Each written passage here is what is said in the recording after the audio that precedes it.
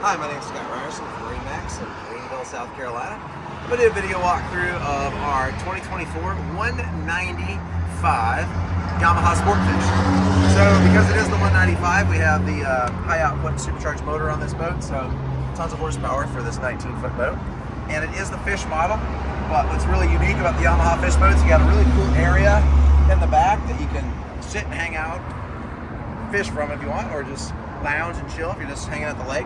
It does have the, on the leaning post here, the seat does flip back and forth so you can sit and fish off the back, or nice and comfortable when you're driving. It has the cool little pocket seats here. It has a removable backrest.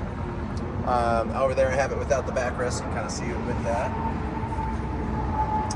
Here at the helm, we have the Yamaha 4-inch Connext screen and all your controls, and then you have your radio head unit right here, so everything's right there where you need it. Nice finish with sea decking right here. And up front, you have a nice area you can sit, hang out at, or obviously stand up there and fish. Anchor off the front. You got this really cool tackle box holder,